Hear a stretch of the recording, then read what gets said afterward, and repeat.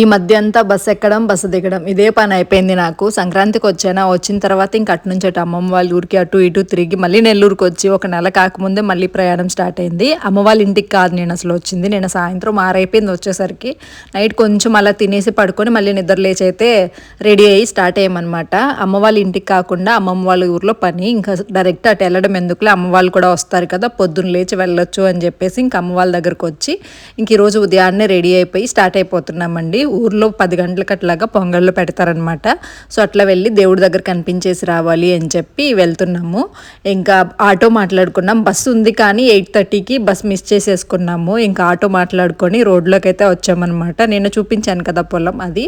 So మా ఊరికి అక్కడికి మధ్యలో మెయిన్ రోడ్కి కలువాయికి బస్సులు ఉంటాయి అనమాట. ఇంకా అక్కడికి వెళ్ళాము అంటే బస్సెస్ ఈజీగా దొరుకుతాయి.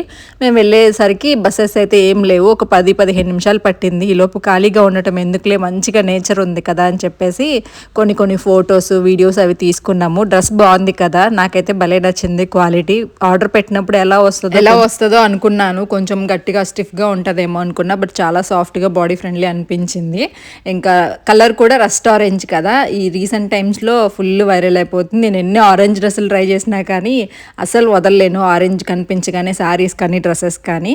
సో కావాలి అనుకున్న వాళ్ళు పైన ట్యాగ్ చేస్తాను, తీసుకోవచ్చు. 2 మోడల్స్ ఉన్నాయి ఇందులోనే. ఇంకా నాతో పాటు నా కూతురేం తక్కువ, తను కూడా కొన్ని స్టిల్స్ అయితే తీసుకుంది. పొలం భలే ఉంది కదండి, ఫొటోస్ కూడా భలే వచ్చాయి.